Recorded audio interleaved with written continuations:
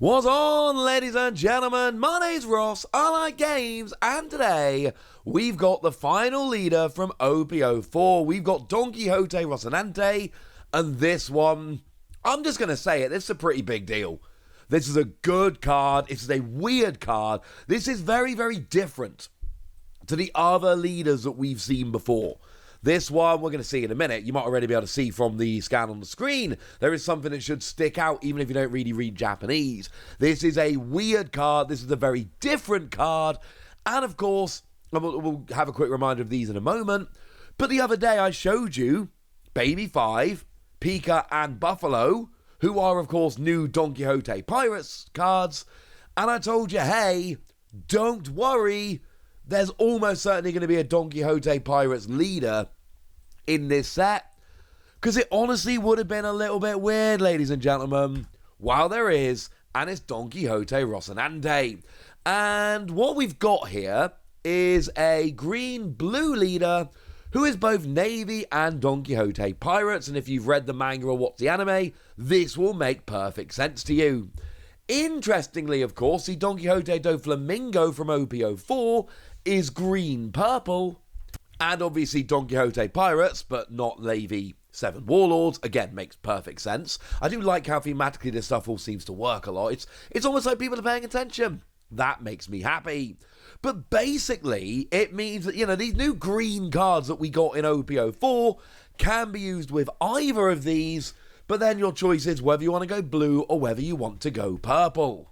And as a side note, not the first blue and green leader we've seen. We have actually seen Sanji as well, came around in OP-02. So, we'll talk about that more in a minute. Let's actually have a look at what Donquixote Rosinante actually does. Translations from me. I did check with Orange Samurai D, who checked with a Discord, but I did this one myself, and it was one of those where I wanted to go and check. I hadn't read it. Stupid. First thing you should have noticed a minute ago, it's got blocker. It is a leader that has blocker. That's weird, ladies and gentlemen. That's weird. This might not be the first blue and green leader, but without even checking, I feel very, very confident this is the first leader we've seen with blocker. Because that's weird, right? That's weird, ladies and gentlemen. That's very, very, very weird. Leaders don't block. Now, leaders can attack. Leaders don't block. Little bit weird. What I do like is that this is now the third Donquixote Rosinante card we've seen. And don't forget the one in OP-02, which was a common that did also have a fancy version, which was kind of nice. Yeah, that was also a blocker. So, that's kind of awesome. The secret rare from OP-04, for what it's worth, is not a blocker. However, it does stop your active characters with a base cost of 5 being KO'd by effects. So, and again, thematically very appropriate. This is very much a character that protects your other characters, which makes perfect sense and makes me happy. Having a leader with blocker is amazing and weird. Because your leader starts in the game, and your leader doesn't go away. If an attack goes past your leader doesn't get KO'd, your leader just gives up a life. But your leader stays on the field. Your leader is there from the very first turn of the game, and your leader does not go away. So the fact that it's got blocker is kind of cool and weird, but then actually you dig down a bit and you're like, this means you've perpetually got a blocker every single turn. And we've got a million cards out there that will rest your opponent's characters, KO your opponent's characters, return your opponent's characters to the hand. What none of them will do is return the leader to hand or KO the leader. Because that doesn't make any sense. Leader stays on the board. So, yes, it's a leader that's a blocker, but more importantly, it is a blocker which starts on the field immediately, doesn't leave the field, and is there for the entire game. That is what is so big about having a leader that's a blocker. I love this. Like, even if there was nothing else, you can tell there is, we'll get there in a second. Even if there was nothing else, having a leader just on the board the entire game from turn one, huge, absolutely huge. But there's something else. Because it reads, at the end of your turn, if your hand is 6 cards or less, set this leader to active. Yeah, as long as you don't keep a hand of 7 cards, and I'm going to be honest with you, it's really not that hard to keep a hand of 7 cards or less than 7 cards, then you activate at the end of your turn.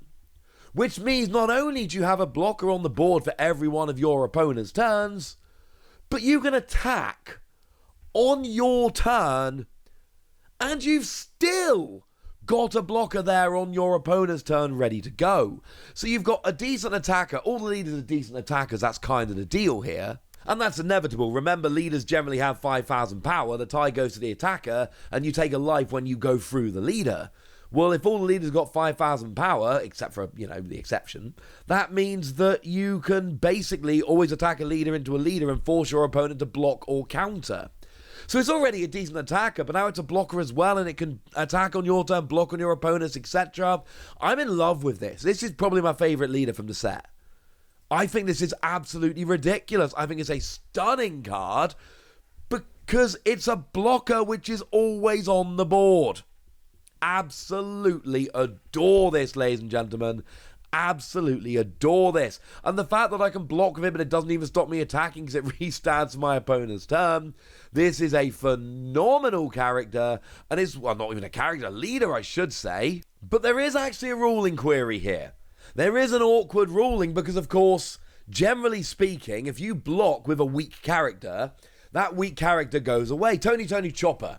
The very first Tony Chopper. 1 cost, red blocker.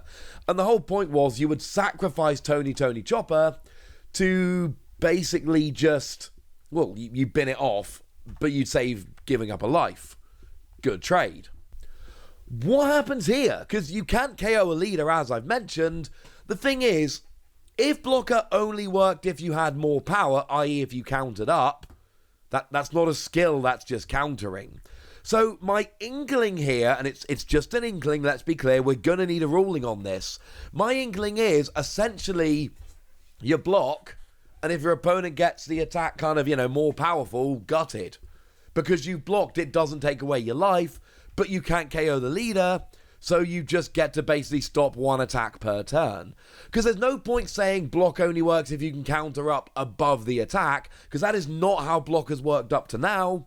And also that would make it pointless because you can counter up above the attack if you're not blocking. And this is going to really determine how good this card is.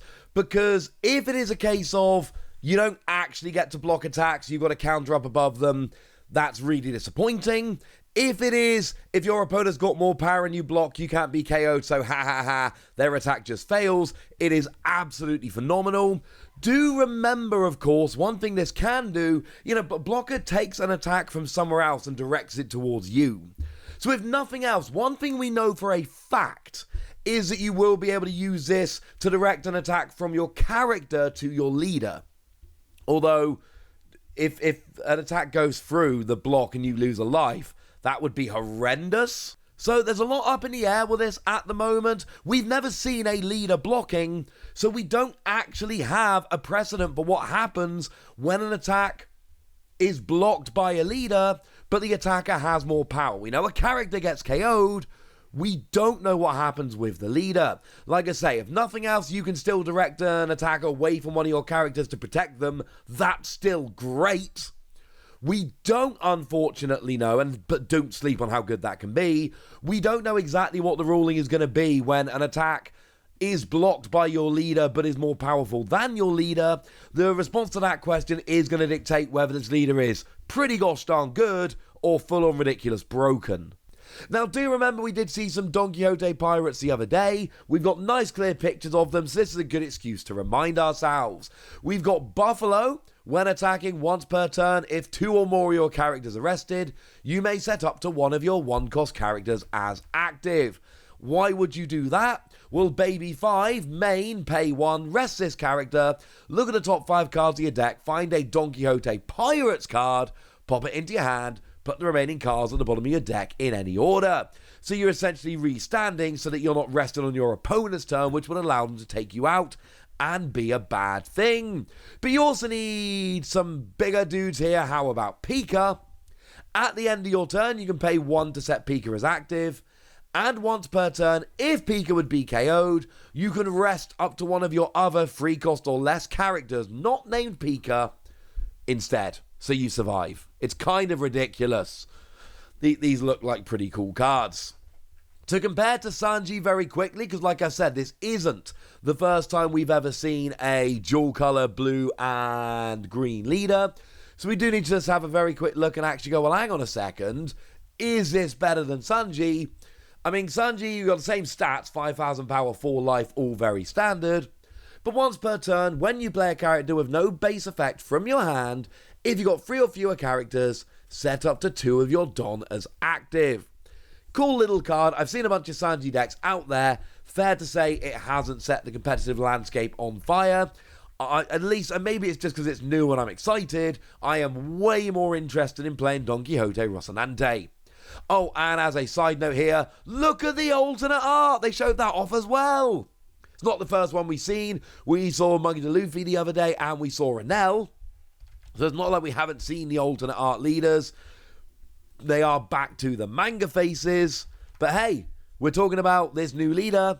Might as well show the alternate art while we're here as well. So there we go, ladies and gentlemen. A confusing leader, because of course we've got all the rules for blocking on characters. It's a bit weird now it's a leader, because we still got that question of what happens if you've got lower power than the attacker. Does it go through and take a life? Kind of defeats the point of blocking. Does it force you to counter above it? Kind of defeats the point of blocking. Or does it fail and you just get to keep your leader, in which case, holy moly, that's ridiculous. We'll have to wait and see. This is certainly the most interesting leader we've seen in a while, and I, for one, am very excited. But I want to know what you think. I've been saying OP-04 leaders. Or OP-05. This is OP-05, okay? Have we not seen the booster pack for this yet? I don't know. Tell me what you think about all of this in the comment section. Go nuts! Be nice. And then make sure you like this video, subscribe to this channel, follow me on Twitter at the Wasi. That's where we talk about One Piece and card games and all kinds of fun things. And please do consider checking out patreon.com/PTCGradio, where you can support the channel, get some bonus podcasts and all kinds of fun things. But by far the most important thing, as always, look after yourselves till next time, would ya? Thank you very much for watching. My name's Ross, and you've been watching Wasi Plays.